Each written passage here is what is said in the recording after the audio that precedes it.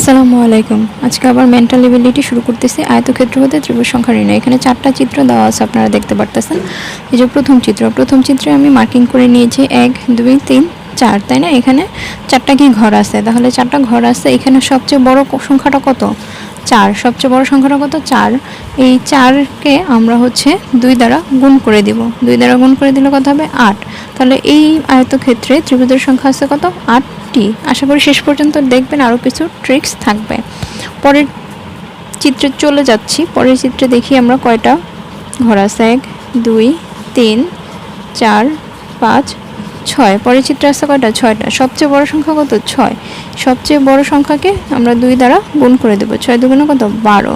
তাহলে এই চিত্রে ত্রিভুজ আছে কয়টি? 12টি। তার পরবর্তী চিত্র যাওয়া যাক। 1 2 3 4 5 6 7 8। তো আপনাদের মনে হয় এতক্ষণ বোঝা হয়ে গেছে। এখানে সবচেয়ে বড় সংখ্যা কয়টি? 8টি, তাই না? 8কে আমরা কত দ্বারা গুণ করে দেব? 2 দ্বারা গুণ করে দেবো। 8 দুগুণে 16টি। তাহলে এই ত্রিভুজে, এইটার মধ্যে ত্রিভুজ আছে কয়টা? এই চিত্রে 16টি। তারপরে দেখেন এখানে আরও একটা চিত্র এঁকেছি, আরেকটু জটিল। সেই চিত্রে এখন আমরা চলে যাচ্ছি। এরকম জটিল চিত্র থাকলে আবার আপনারা ঘাবড়ে যেতে পারেন। ঘাবড়ানোর কোনো কারণ নেই। 1 2 3 4 5 6 7 8। তাহলে এখানে আমাদের কয়টা আছে? 8টা। তাহলে সবচেয়ে বড় কত? 8। তাহলে এই 8কে আমরা কি করব? 2 দ্বারা গুণ করব। 8 দুগুণে 16টি, তাই না? দেখেন ভিতরে আরেকটা বর্গ আছে বা আরেকটা আয়তক্ষেত্র আছে। এখানে কয়টা আছে? 1টা 2টা 3 4 5 6 7 8।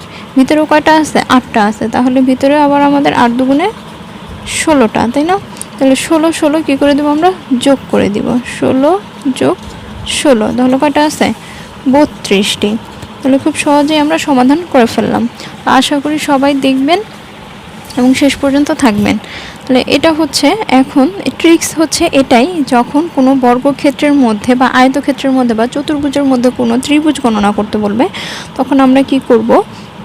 সবগুলো আগে 1 2 মার্কিং করে নিব। এরকম যদি অনেকগুলো ক্রস থাকে, যেমন আয়তক্ষেত্রের মধ্যে যদি যে অনেকগুলো একের অধিক ক্রস থাকে, যখন এই 2টা ক্রস থাকতো তখন হয়তো 1 2, তখন কয়টা হইতো? সংখ্যা 2টা হইতো। তখন কয়টা হইতো? সর্বোচ্চ বড় কত? 2, 2টা হইতো। যখন একের অধিক ক্রস থাকবে কি হবে? একের অধিক ক্রস থাকবে। একের অধিক ক্রস থাকলে একের অধিক একের অধিক যখন ক্রস থাকবে, 2 বা ততোধিক যখন ক্রস, এই যে এই চিহ্নটা, এই ক্রসগুলো থাকবে, তখন আমরা কি করব? সেগুলো মার্কিং করে ফেলবো। 1 2 3 করে মার্কিং করে তারপরে 2 দ্বারা গুণ করে দিব। মার্কিং করে 2 দ্বারা গুণ করে দিব। 2 দ্বারা গুণ করে দেওয়ার ফলে আমাদের কি হয়ে যাবে? ত্রিভুজের সংখ্যা বের হয়ে যাবে। তার মানে 1 2 বা ততোধিক ক্রস থাকলে আমি এখানে লিখে দিচ্ছি 2 বা ততোধিক ক্রস থাকলে,